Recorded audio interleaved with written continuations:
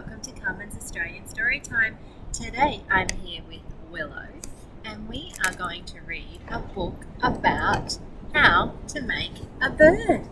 This is another CBCA finalist book, so let me know what you think of this one. It's very bright and sunny this morning. It is a lovely morning to be at the beach, and you may even see some surfers behind me catching some waves. This book is written by Meg McKinley and illustrated by Matt Otley. Let's have a look at the blurb. Breathe deeply and take your time. The making of a bird is not something to be hurried. Feathers and bones, shells and stones. What does it take to make something that will truly soar? Join award-winning creators Meg McKinley and Matt Otley on a stunning flight of imagination. Sometimes a sense of wonder and a steady heart can transform the smallest things into works of magic. Let's see. Very curious. What about you? There's some plans for a bird. It's a good idea when you're making something to always start with a plan.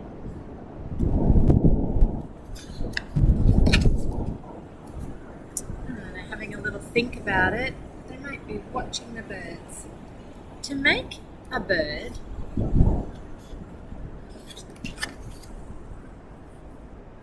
you will need a lot of tiny bones.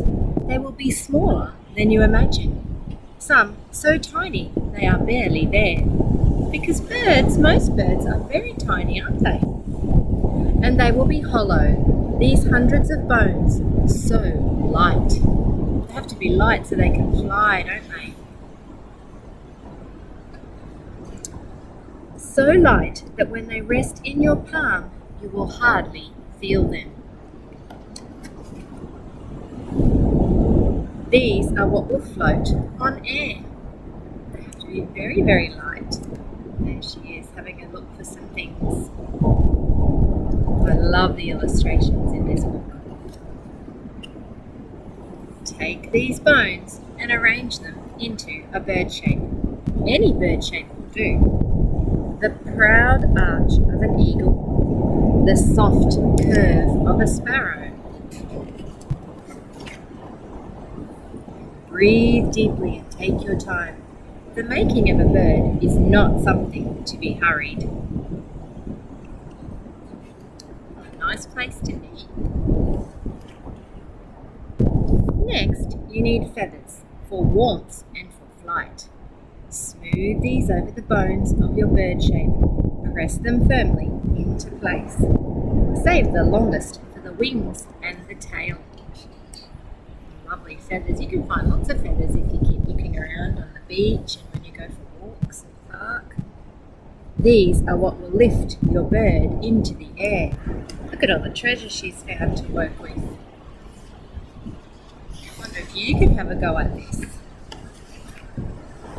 Now, give your bird inside its brittle bones a heart that beats faster than any human heart. A sure, steady heart to carry it across oceans and continents, all the way home at the end of a long winter. You can find a stone or something that looks like a heart. Then add the final touches, like an artist adds her last few brushstrokes, her tiny signature. This is a pretty cool looking bird. Give your bird keen eyes for hunting, a beak for building the nest, strong claws for gripping. Birds do have lots of amazing features to help them, don't they? And when you have made your bird with its bones and its feathers and its grasping claws, you might sit back and sigh. You might think to yourself, I have made this bird. This silent, still shape of a bird. But when you see it sitting, cold as a statue, you will know there is more to a bird than these things you have given it.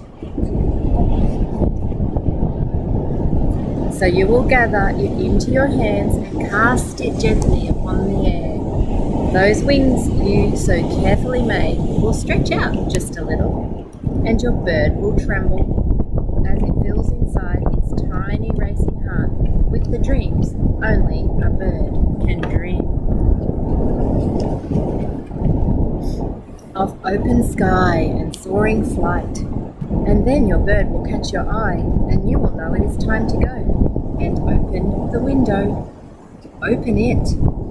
Think it's going to fly? Maybe, if the wings are glued right. Set your bird upon the sill and watch while it stretches its wings and looks around with its clear, sharp eyes. See it shiver as it leans forward into the air and then takes off in a strong, sudden movement, soaring straight up. Away and away, never once looking back, until it is a disappearing speck in a vast blue sky. And feel your slowly beating heart filled with a kind of sadness, a kind of happiness, for that is when you will know that you have really made a bird. Well, that was an interesting book. I don't think I've read a book quite like it before, but I'm having a connection because my brother and my dad love to make model aeroplanes, so they have to do a very similar thing to making a bird. They first have to get the plans, then they have to cut the balsa wood, and balsa wood is extremely light, like tiny bones, so that it can fly in the air.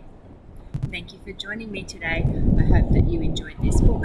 Don't forget to click and subscribe, and who knows where I'll be next time. Willow, what did you think of that book? I don't know. She's too busy watching all of the surfers out there. Alright, I'll see you next time. Bye for now.